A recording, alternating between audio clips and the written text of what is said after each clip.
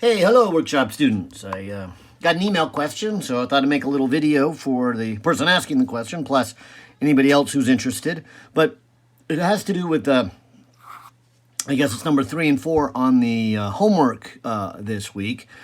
And you're learning about forces and how to calculate net force. And I'm not sure if the picture was about how these equations were derived, or if the question was then how to use them to get the answer. So let me address both of those, and I'll do it kind of in reverse order, because understanding where these came from is real important, and I'll address that second. But using them to then come up with the answers here and calculating them is, just a little bit easier to answer. So I'll start that way, and that's probably more practical. So let me start with the more practical side. So let me say it again. Let's just take these as given, and I'll come back to that in the second half of this video here. But if I take these as given, let's look at these two equations carefully and think about the mathematics behind them. Because if you look at the variables that are listed here, there's an F1, there's an F2, and then a net force. And so that's really what this problem is all about, is if you have two forces and you add them together, what's the result of those two? And so that's called the net force. And then, of course, since they're forces, they have direction. So there is the angle, called theta 1, and an angle, theta 2, of the two forces. And then when those are combined, you have then the angle of the resulting. And so that's what each of these variables mean in here. And so notice that there is 6 of them. And so just kind of going back to our mathematics, we know that if we have two equations, we can solve a system of equations with two unknowns. So what that really means is you have to be given 4 of these 6. So then there is 2 unknowns. All right, so if we look at, say, number 3 first here, you'll see that you are given 1, 2, 3, 4, and now you're asked to find one of the other 2. And so this is given both F1 and F2 and theta 1 and theta 2, which means the 2 you don't have, if I can maybe circle those in this blue here, we don't know the angle or the net force. And so let me just go ahead then and use, say, this first equation here. And so this first equation says the net force times cosine of the net angle, so those would be the 2 we don't know, must equal then this F1 cosine theta 1 plus F2 cosine theta 2. And the other equation would be this F net times, let's see, what is it, sine here, sine of theta net would then equal F1 sine theta 1 right here, and then F2 sine theta 2. All right, so I'll say it again. We're given 4, and then we want to find these other 2. Now, I'm going to say something that might be a little different than you'll hear from other instructors. But I think this is best, and so this is how I approach it. You'll hear other instructors saying, well, just keep manipulating the equation around and leave the symbols. But I disagree with that. I think that there's so many symbols here that it looks difficult and overwhelming, and you can simplify that a lot by putting in the numbers you do know. And so what I'm going to do is repeat these 2 equations, but put in what I already know. So in other words, this first equation, these are the two unknowns, but I can put in what I do know. So if I put in the 185 for the F1, and if I put in an angle of 165 degrees, and if I put in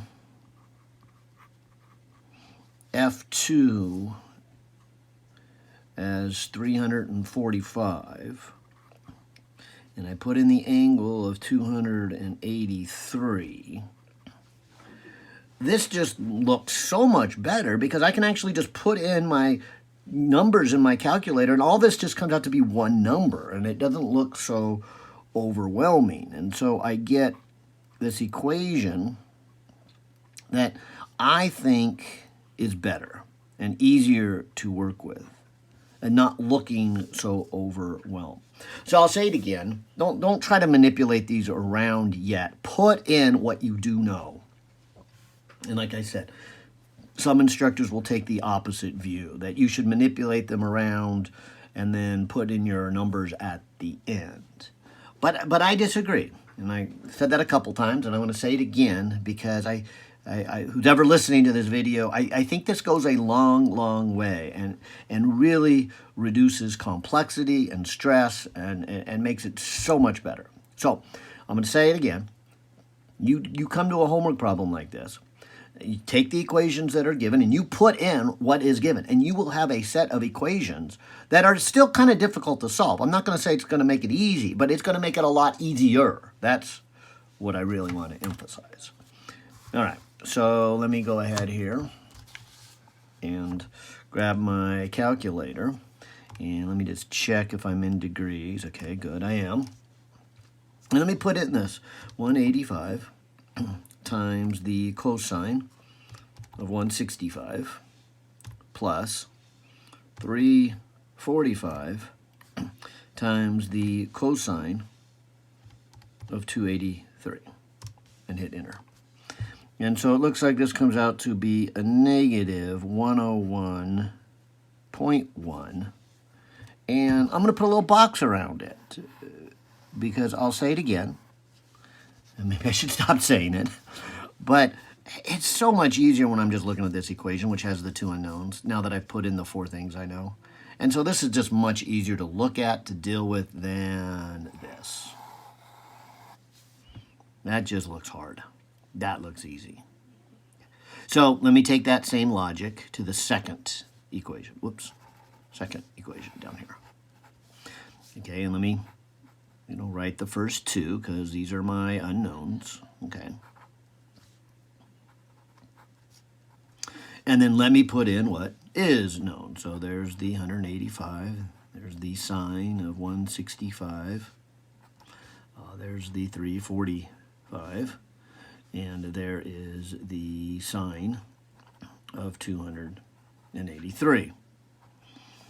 And at the risk of repeating myself too much, let me emphasize, just put those in your calculator. It's just so much nicer to look at those. So I'm going to actually put those in my calculator here. So here's the 185 times the sine of 165.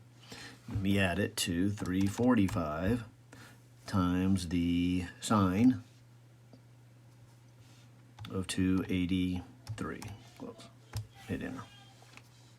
All right, so that comes out to be a negative 288.3. Now, let me put a box around that. So now I can actually begin to do my algebra. I have two equations with two unknowns. And like I said, these two really are that one and that one, which are these red ones that are given. But they're much simpler because I've actually substituted in my values. All right, well, let me get another piece of paper here. But now I need to solve this. And there's so many different ways of solving it. Maybe I will do this method. Let me just kind of do a review for you. Let's say I had two equations, A equals B and C equals D. Mathematically, you know you could do this. You know that you could divide, that first equation by C, as long as you do both sides. But then if you also remember that the second equation, C is equal to D, you could then substitute, say, the second C for a D.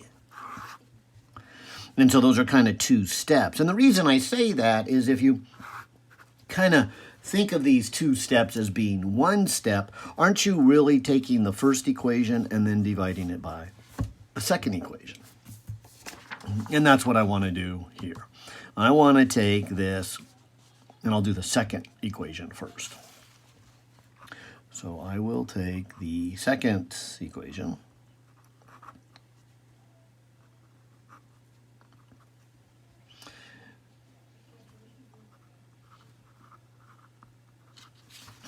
and I will then divide it by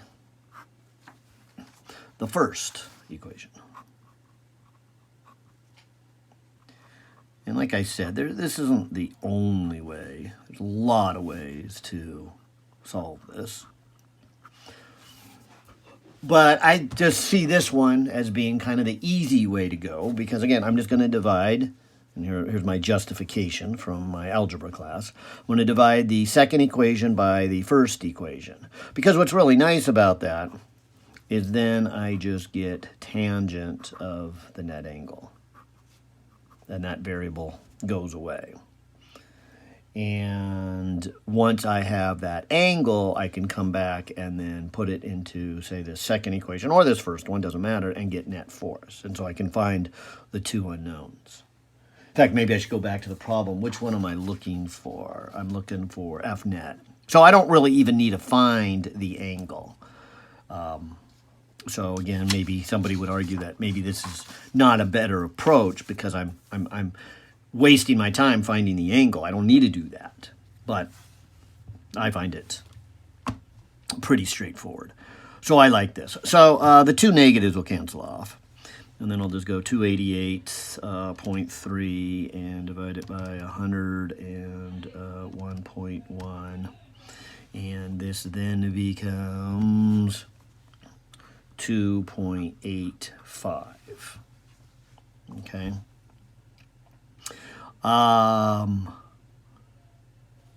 Oh, there is another little subtlety I need to remind you about trigonometry. But let me go ahead and just do an inverse tangent of that number and get an angle of, it looks like about 70.7 degrees. Now, another thing that probably is worth taking a moment to talk about is when you do any of your trig functions, they repeat in the different quadrants. So when you do inverse tangent or inverse sine or inverse cosine, there's always two answers. Your calculator only gives you one, and you've got to recognize that the other option is out there.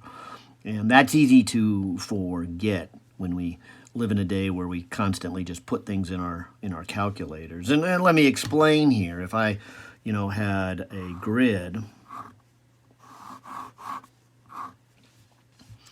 and I had an angle of 70 degrees. So here's a kind of a line at 70 degrees. The tangent function is actually, the y over the x. And if you were to do a y over x in the second quadrant, so if we had some line over here, we would, of course, then have a positive y, but a negative x. And so we would have a negative number. So that's really not my discussion here. My main discussion is something that would be in the third quadrant. The third quadrant would then have a negative y over a negative x, which shows up as a positive number. So something that is 180 degrees greater than this one, which is in the third quadrant, actually ends up with the same ratio because both the x and the y are negative. And so that's why when you make a plot of an inverse tangent function, you have this plot that looks like this.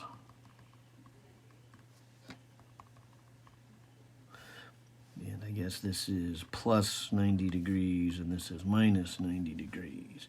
And then it repeats again.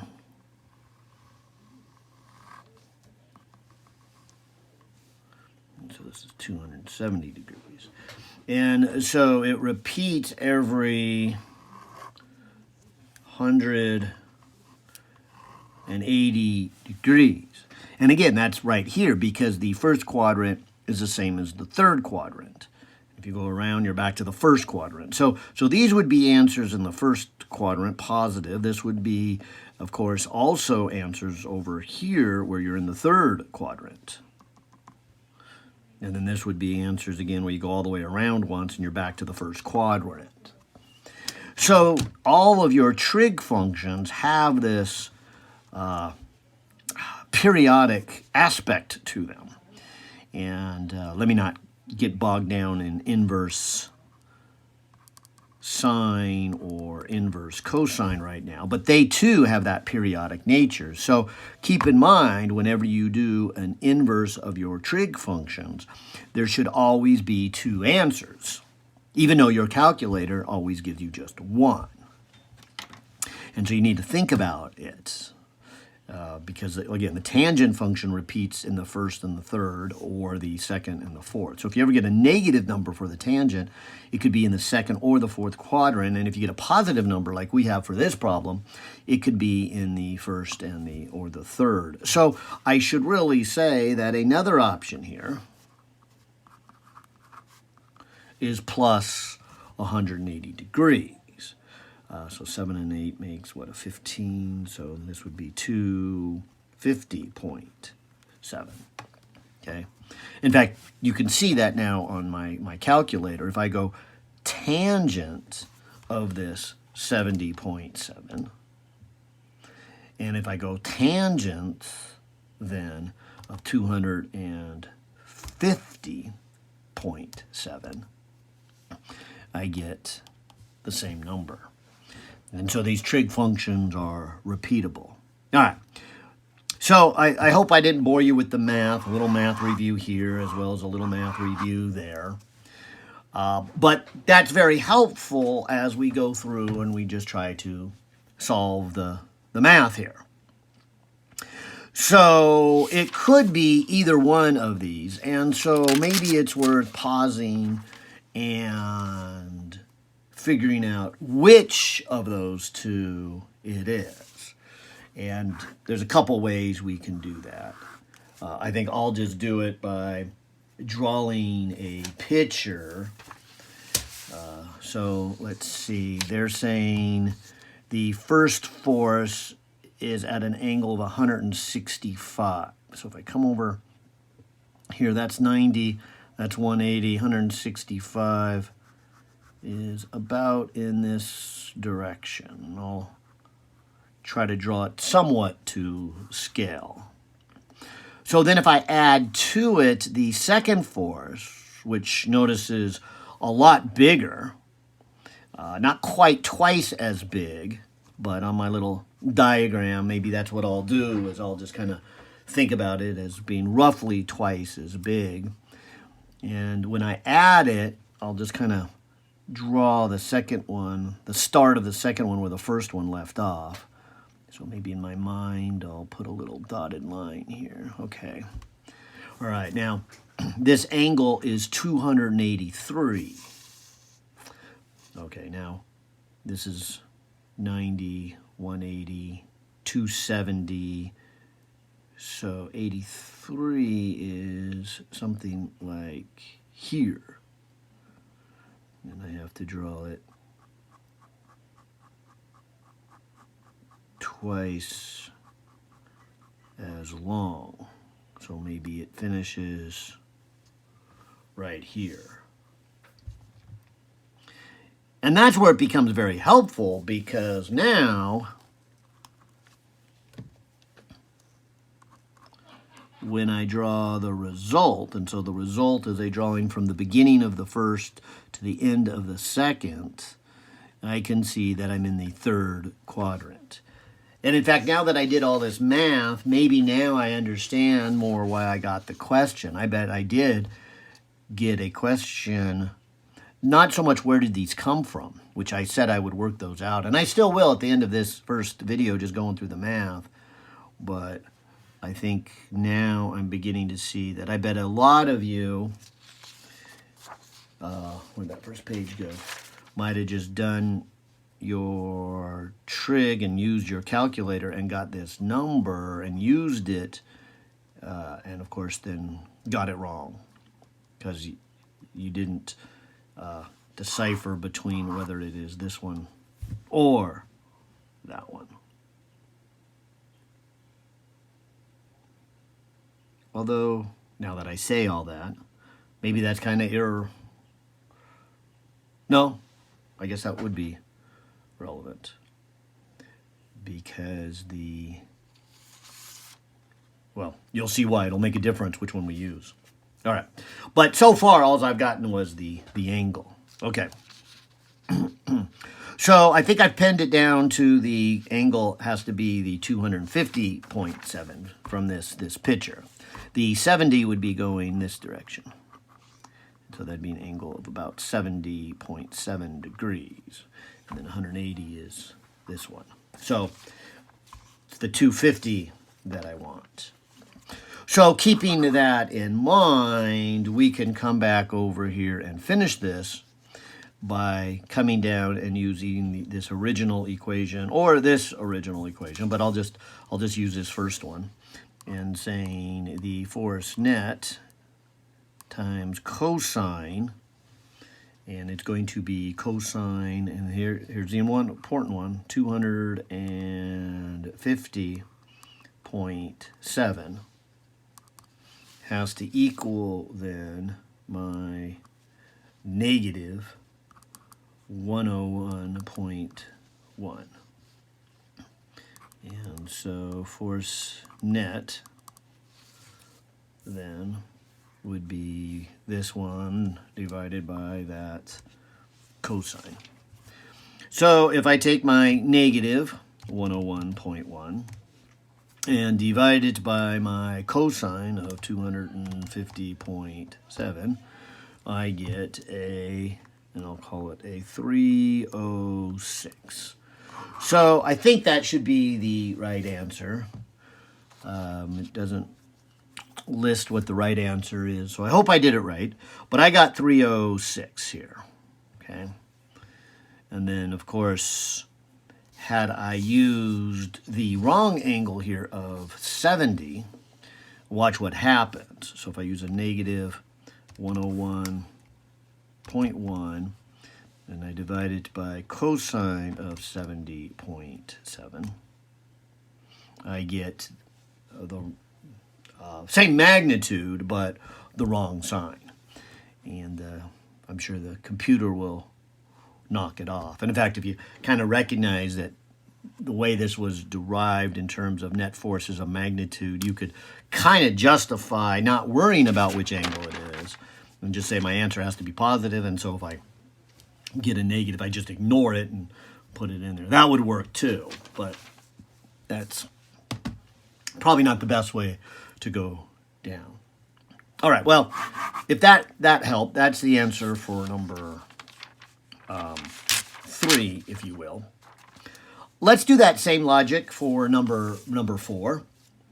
And I'll begin number 4 like I did number 3.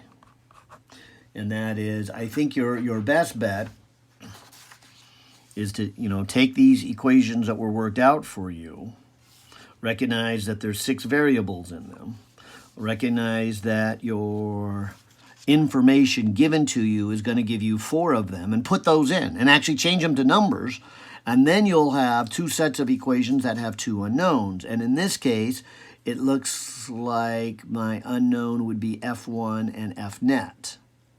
Those are the 2 unknowns because they give me each of the 3 angles and they give me F2. And so let me put those in here. And so let me write this equation 1 again.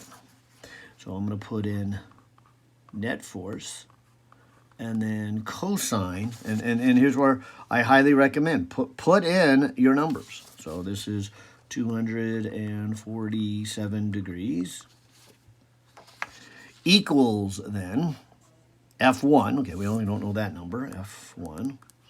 But then we have cosine of 141. Then we have F2, so that is 358. And cosine of 304 degrees. And then, I know I said it a lot at the beginning of this video, and I hope I got my point across. I'm going to do it again. I highly recommend you put these in. This can be so much simpler if we actually put in the numbers here. And so I'm going to put in cosine 247. And so I will get a negative 0.391 F net. And over here, I'm going to put in cosine of 141. And so this is going to come out to be negative 0.777 F1. And this one's just going to be a number when I'm all said and done. 358 times a cosine of 304. And that looks like about a 200.2. And let me put a box around that one, because that is so much easier to work with when I step back and I look at, hey, I just have 2 unknowns. I've got one equation with 2 unknowns. And I don't have all these harder looking trig things to manipulate around. I just have numbers to manipulate around. And we're going to do the same thing with this second equation. Because, of course, one equation with 1 unknown, you can't solve it by itself. And so I'm going to do this logic for the second equation. So the second equation would say net force equals then the sine of the 247 times F1 times the sine of 141 plus F2, which is 358 times the sine of 304. And so go ahead and put in your numbers here. So I'm going to put in the sine of 247. So that's a negative 0.921 F net. And this other one is sine of 141. And that comes out to be 0.629 F1. And this one here would be then 358 times the sine of 304. So that's a negative 296.8. And let me put a box around that. And so when I look at these 2 equations, it's much easier just to, see it now as an algebra problem, a system of equations, 2 equations, 2 unknowns. And there's a lot of ways to solve it. Back in number 3, I divided one equation by the other. This one might be easier to maybe solve one of them for F net and substitute it back in.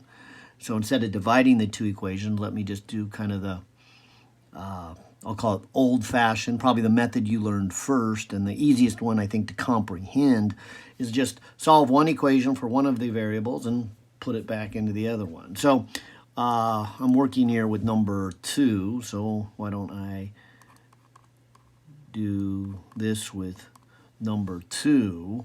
And what I'm going to do is take this number that's in front and move it over and divide over here.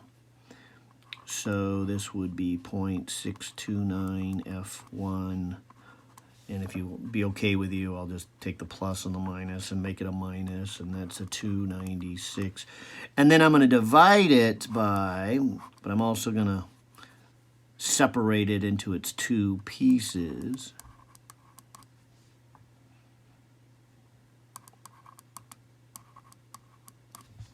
I know usually we put it over just one big common denominator. But if you undo that and write it as 2 separate common denominators, you can again simplify it before you try to substitute it back into that.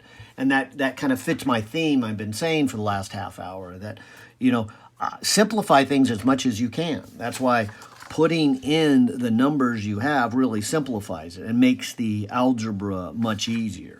And same thing here. Before I try to take this and put it back in, let me simplify this a little bit. And that is why I'm going to take that 0.629 and divide it by a negative 0.921 and get a negative 0.683 F1. And this other one, a negative divided by a negative, is going to make a positive. And then it's 296.8 divided by 0.921. And so that's a 322.3. Okay, so this is what we get once we simplify number 2 here. So let me use that and put it back into number 1. So taking number 1, 0.391 times what net force is, which we got from the second equation, negative 0.683 F1 plus 322.3. Okay. And then, of course, let me not forget this. This is a minus 0.777 F1 plus 200.2. So now, why don't I do a little distributive property here? This negative times that negative makes a positive. And I guess it comes out to be 0.391 times 0.683. So this is a 0.267 F1. And this one here is going to be a minus, so it'll be 0.391. Technically a minus, but I already put that right here. And then times the 3223. And then that's 126.0. And I'll just write this down, negative 0.777 F1 plus 202, okay? Now maybe I'll do 2 steps here by putting my F1s together. So I'm going to move this over, which is going to change that negative to a positive. I'm going to combine these two. So the 0.267 gets added to the 0.777 here. And so that's a 1.044 F1. And when I move it to the other side, I get 202, and that negative is going to become positive, 126.0. So move all my F's over here to the left and all my constant numbers over here to the right. So this is 326.2. So now I can get F1 by dividing by this 1.044. So I'll take the 326.2 and divide it by the 1.044 and come out to be 312.4. And what were we looking for? So technically we're done. They just wanted F1. But maybe just for completeness, we technically can solve for both unknowns. And we'll just jump back up to any of these equations. Why don't I jump back up to this one, since I already got the F1 in my calculator here. I can then just go times a negative 0.683 and add it to a 322.3, and it looks like I'm about 108.9. And so this question number 4 could have asked for either one. It could have asked for F1 or F net. Those are the two unknowns, and they gave me the other 4. So, like I said, probably you don't, especially during a test or a quiz, you don't want to do that one. You want to move on to the next problem. But kind of helping with your learning, I'll do both. Okay, well, I hope all that was helpful. Wow, it took me 36 minutes. Didn't kind of expect it to take that long. But there was some neat algebra there and some trigonometry that could have really messed up number 3 real badly. Now, let me then mention, if anybody's still hanging around this long and watching, that we might also go back to the beginning stages of just where did these equations come from. Because like I said, I kind of logically did this in reverse order, because the practical side for you guys is, how do I take this equation and then solve it? And that's how you are, I think, designed to do number 3 and number 4. They're saying you don't need to necessarily derive this equation. This equation is worked out for you, and then you can use it to find these. However, as your education continues, you're going to have to, work these out on your own. So let's talk. I think some pictures help here. Maybe I'll get a black marker and do a grid.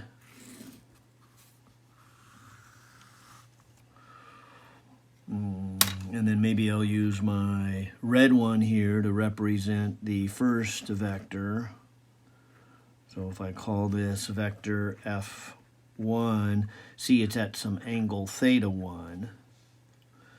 And then F2, maybe I'll draw here. F2 then is, at some angle. Oops, I kind of got my symbol in the way. Let me put the F1 over here. Because this angle then is theta 2.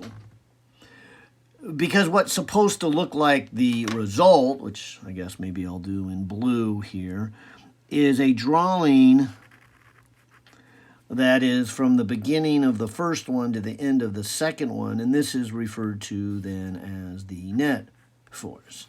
This is the total combination of the two forces. And the way you solve this, and let me see, do I have another color here? What do I do with my green? I gave my green away. When I was at the store, I bought a new pack. Let me try to quickly open the new pack. Aha!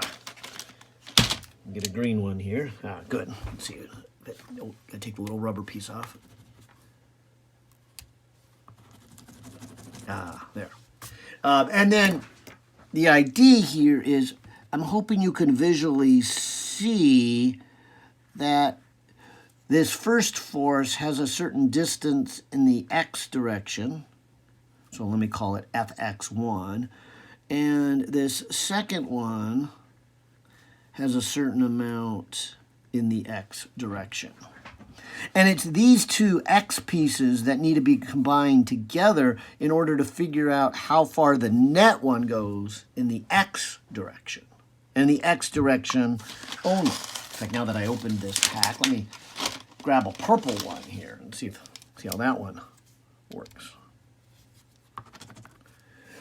And let me show it again in the y direction. This vertical piece right here, we might call how much force number 1 in the vertical direction, and this one here, how much force number 2 is in the vertical direction. And it's the combination of these two that result in the total vertical. And what I'm really getting at and encourage people to do when you work these out on your own is to often make two columns, one column for x and one column for y, because when you add vectors together, and I'm hoping this picture helps, is you put x's with x's. And so you would combine the x component of number 1 and the x component of number 2 to get the x component of the result.